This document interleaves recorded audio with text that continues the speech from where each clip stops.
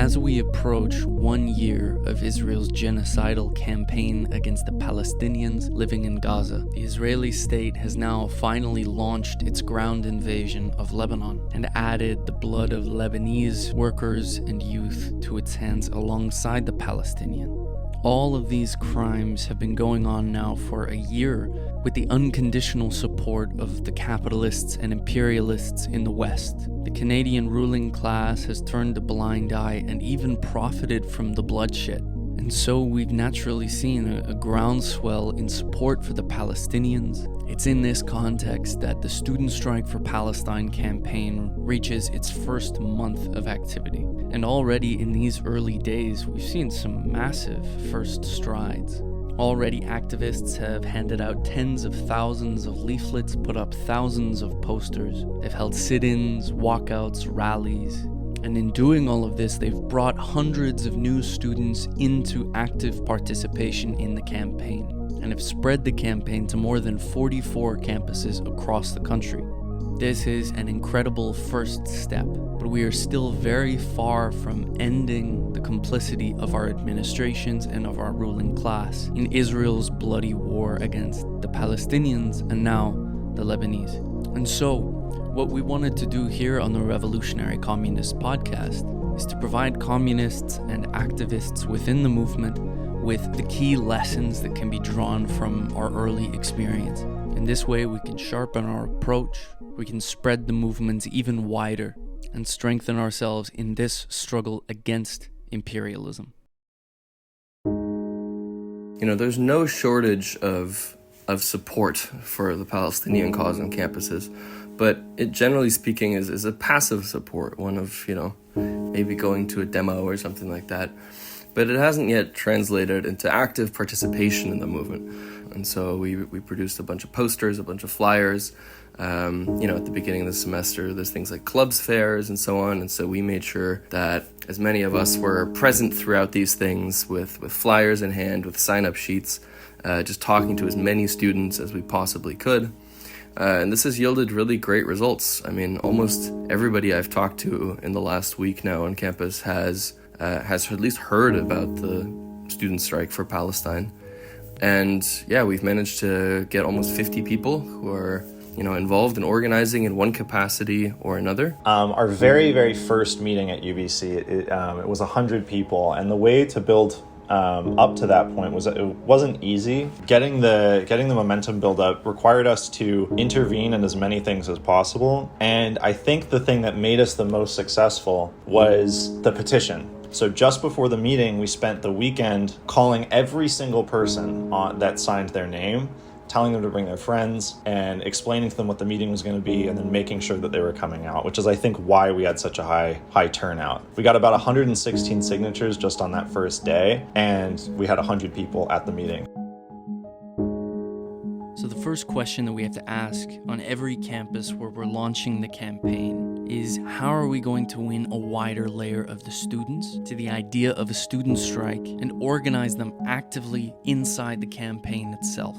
Quite often, this can begin with just a handful of activists on the ground with a clear plan and determination about what it is that they want to accomplish. Everywhere that we've seen the best success so far in Canada, it is because organizers with the campaign go wherever the students go. So we've handed out flyers in very densely populated parts of the campuses, in student union buildings, in coffee shops, and some students have even been able to give talks to their classes to argue for the need for a student strike to end the complicity of the universities. This requires a certain degree of creativity and flexibility. We have to be able to identify everywhere where there is an opportunity for us to put our ideas forward and figure out how best can we take each of these opportunities. And in this way, a handful of activists or even one single campaign organizer can bring out 5, 10, 15, or even more fellow students who want to get involved in the campaign.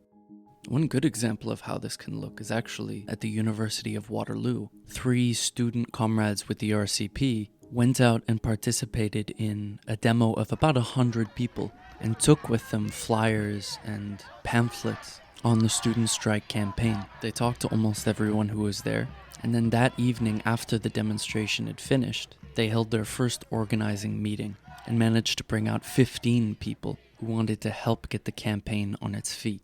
At the University of Calgary as well, organizers with the campaign have been talking with students, handing out flyers, and getting signatures in support of a strike on a petition to call a general assembly of all the students. This petition needs 3,000 signatures to officially call the GA. Already they've collected 1,800 signatures. And in the process of doing this steady work, they've won endorsements from other organizations like Justice for Palestinians, the Calgary Student Movement, who now want to organize alongside us to make this strike happen.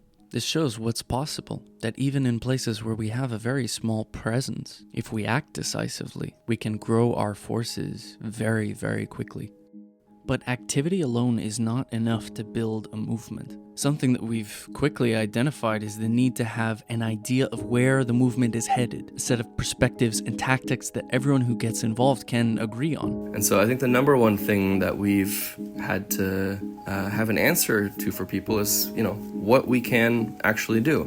And so part of that requires also an analysis of the situation on our campus, right? How is it that our university in particular is actually complicit? What responsibility we have, in a sense, as students in the West in fighting against the imperialism of our ruling class, and as an extension by our university administrations. And beyond that, showing people that there is a real potential for this to become something larger. Things like the legacy of the 2012 student strike to touch on. So this is something that we've been trying to focus on as well, with having teach-ins and the like about these different subjects.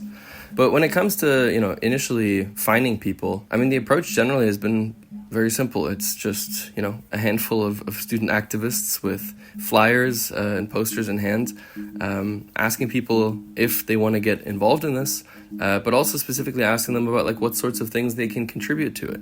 If they want to help with social media work, even things like graphic design are incredibly important. Yeah, and just generally show people and empower them that there's there's a role for them to be played in this. And in fact, that the whole thing doesn't work if their support continues to be merely a passive support, right? We need a broad layer of students to be actively involved in taking initiative.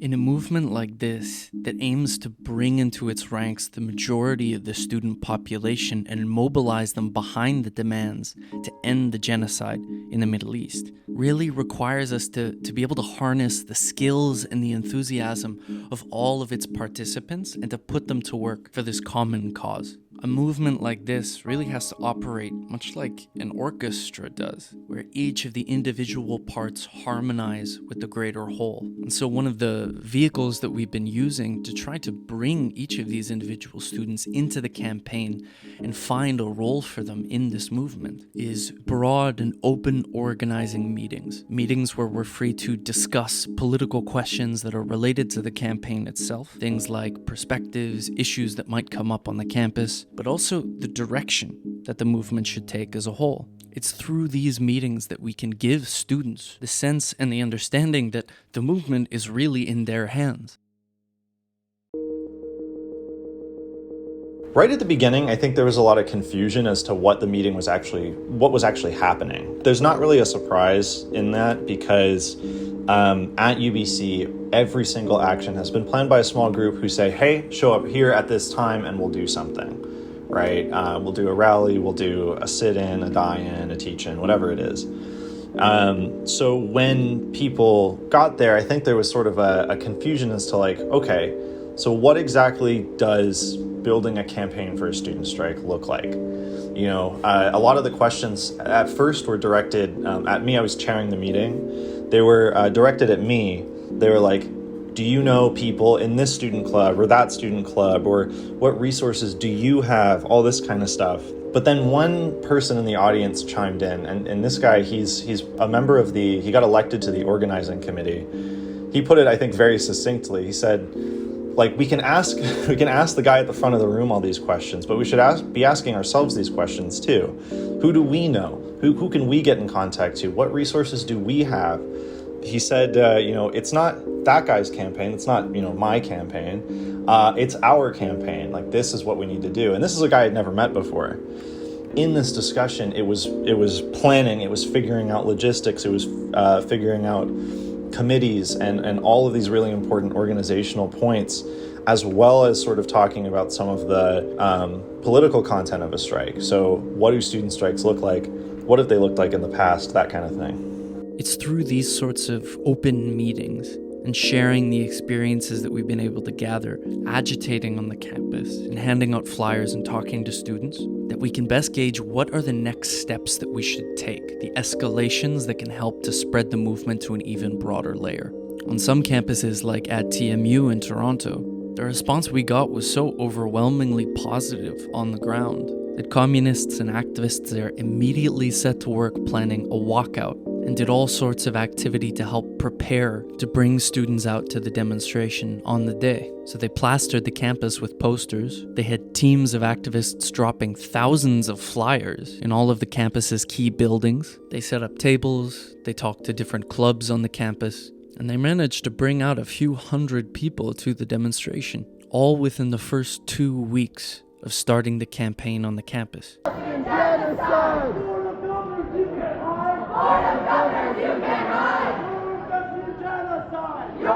Hey, my name's Elliot. I'm from TMU. So we've had 2 weeks of mobilization. We were able to get, in Frost Week and then the week after, we were able to hit 1,000 signatures on our petition for a General Assembly. But at the end of Frost Week, we had our first meeting, which was full of, I think, just over 20 students. And they were coming in with their ideas, their initiatives, just excitement about the campaign. They wanted to help. They wanted to build the campaign. We broke into groups and we talked about our plans. We made a week of mobilization leading up to an escalation, which is the walkout. And we had a walkout last Friday. 200 students walk out of their class, come join us in the quad. We had speeches, and then afterwards we marched through the schools, knocking on doors, bringing students out. We took the streets and we marched down west towards UFT and joined their rally there. We moved from 20 students to 200. Our services are being cut, our classes are being cut, our healthcare is being cut, but we're paying for children to be killed in Palestine. All they understand is one thing, which is profit, which is money.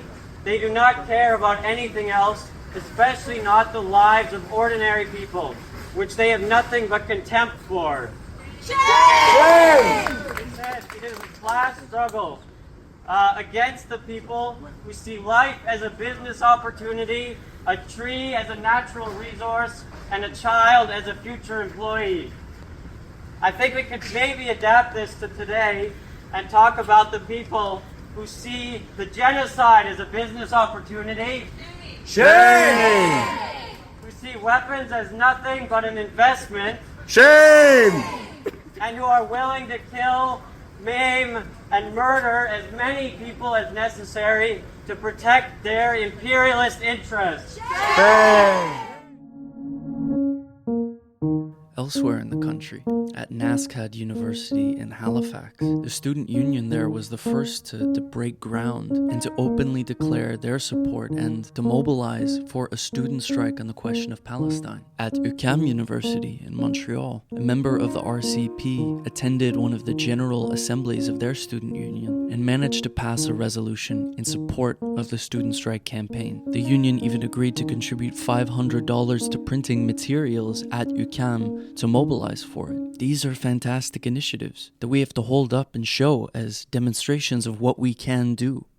At other universities where the movement began to pick up steam more slowly, we organized events like teach-ins, discussions on the nature of imperialism and its connections to the universities in Canada. Our goal was to arm everyone that we met with the arguments to explain and to justify the need for the student strike, to give student activists the confidence in themselves to be able to present and defend these ideas out in the movement. One of the things that we've been doing is we've been organizing or helping to organize a series of teach-ins. Last week we had one that was specifically on the question of what role do universities play in the world imperialist system, in which we really tried to show how, at this point, decades of austerity and underfunding have chipped away at higher education to the point where universities nowadays are forced to function as these giant hedge funds, right? They manage these enormous endowments, which are invested to make a profit, and then that profit helps to grow the endowment as well as to fund parts of the university. And so really the universities don't have much of a choice under this framework other than to try to invest in the sectors that have the highest rate of return, which, in an epoch of imperialist wars is the weapons companies, right? And the military-industrial complex that is fueling all of the carnage in the Middle East. And so, what we've been trying to help people to understand is that this is the underlying logic that explains why McGill has these, obviously evil investments. I think making it concrete for people, right? How these investments are linked, the underlying logic of why the system works this way. I think it also is a very powerful factor in, helping people to understand what role they can play in the struggle here. And I think this is a role that, communists are particularly equipped to play. This one anecdote I really wanted to share is that there was a student who came to this teach-in who I think I just heard about it at a flyering an hour before or something. And he participated in the discussion. He was talking about his own journey towards getting involved in this. He was saying he was really never a very political guy. He never really cared about this bigger picture struggle against imperialism and so on. But he did care about the struggle for a free Palestine. And so while he was on an exchange semester in Sweden, actually he participated in a couple of Palestine demonstrations while he was over there. And he was saying he kept running into these communists there who were organizing the movement, who were putting forward this understanding of how it is connected to the higher struggle for imperialism.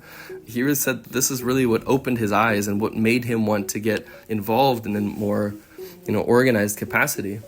And I mean, he was very adamant that this was what was needed for the movement, right? And I think that this has been also very motivational to myself and a lot of comrades, and that, this is the role that we can play as communists in the movement, is to raise the perspectives, to inject the movement with theory and energy and direction, and through that to bring the movement to, a higher level. But our movement doesn't exist in a political vacuum. As Israel's assault on Gaza transforms itself into a much wider regional war, the imperialists in Canada, through the state and also through the administrations, are at the same time ramping up their repression of the Palestinian solidarity movement. Already, politicians were calling for a peaceful return to the campuses this fall, and on one campus after another, what we've seen is a blatant intimidation of activists and of organizations who dared to stand up for the Palestinians and against their oppression and the genocide. So on Clubs Day, we set up a table outside of the Clubs Expo, and we were greeting people as they went by, talking to people about the student strike, handing out flyers, that sort of thing. But when a couple of our student comrades went inside to talk to clubs about the campaign, campus officers approached me to arrest and detain me. They held me for several hours, brought in Ottawa police for questioning, and gave me a 3-day ban. Then, when we organized our counter-protests to demonstrate against this kind of repression of the movement in general, they sent multiple harassing emails to the Student Strike email account, banned me from campus 3 days before the rally was scheduled, and brought out 9 cop cars to arrest me and shut down the protest if I didn't leave campus. Carleton has very deep ties to Israel in its funding and all its departments. For instance, one of the companies Carleton works with for engineering internships plays a vital role in equipping Israeli fighter jets. And they're actually a local Ottawa company. And multiple buildings are named after David Azrieli, the now-deceased billionaire Zionist real estate tycoon. We're a small force on Carleton, which means that we have to be serious about the administration's hostility, but not just fold under it, but actually use this as a way to fight against it more effectively and more boldly in many ways. I just came back from a meeting from the administrative bureaucrats, and they wanted to talk to us about our student strike. We received very thinly veiled threats to expel one of our comrades if they were to basically not like anything we were doing. The U of A administration hasn't really taken kindly to our efforts over the last couple of weeks. Yeah, no, the administration has not liked us. We have been on campus for a while, good over 8 years now as a club, but only recently have we started to face repression for our efforts in Palestine. It started with the encampment movement and it only has increased with our call for a strike. Comrade Daniel has been threatened with the expulsion, and they try to like hassle our events and stop us from meeting, and how many people can meet at our meetings on campus, and just things like this. Now, this repression has not been directed solely against the student strike campaign. Police and campus security have been used to intimidate activists and protesters for months now. On some campuses, they were instrumental in bringing down the encampments. But unlike an isolated rally or other small sorts of demonstrations, the campaign for a student strike cannot be ignored. Its ultimate goal is to shut down the entire campus, to set up picket lines outside of every building, and to mobilize students to force the administration against its will to comply to our demands. Already we've seen students arrested and intimidated, even threatened with expulsion for organizing behind the campaign. And as the movement grows, we can expect this sort of intimidation to increase. So how can we fight against this? Well, first of all, it's important for us to recognize that as small, isolated groups, it is quite easy to pick us out and to repress us individually. But as the movement grows, the power of the administration to do this dwindles in comparison. They are powerless to stop us when we are able to mobilize hundreds or thousands of students behind the demands. And wherever we have faced repression, we've used this as a tool to demonstrate in practice how our administrations are supporting Israel's genocide in Gaza and now their imperialist campaign in Lebanon. Actually, by trying to stamp the movement out before it can catch the attention of the majority of the student population, they prove the need for a mass movement on the campuses. And in the process, if we can use each of these examples to show their complicity, what we've seen is that students who otherwise would have let the campaign pass them by suddenly take note and are actually radicalized by this. It's the administration that convinces them of the need to fight back. One major development that's happened at McGill here in the past week or so is that the SPHR Club, the Solidarity for Palestinian Human Rights Club, has actually been delisted as a club by our student union as a result of pressure from the university administration. I mean, SPHR has been, at the forefront of the Palestinian movement for some time now on campus. And so they've been the target of incredible repression from the university administration, so much so that they threatened our student union with cutting any legal basis for the student union to continue to operate as the student union, and also thereby cutting all of their funding. And so, the board of directors of the student union, I have to say very shamefully, decided not to fight back and basically just to accede to the demands of the board of governors to kick out this club because they felt that they couldn't actively fight back, right? And so I think one of the challenges of the Student Strike for Palestine campaign is also to, in a sense, stiffen the backs of some of these people and show that, the student body, if organized and if mobilized, can fight back against this sort of repression, which, really threatens, the very basis of any sort of student democracy that, the university might even claim to have. And so this is what we're hoping to do in the coming weeks. Early next week, we're organizing a rally in defense of SPHR. And this is actually coinciding with the General Assembly of the Student Union.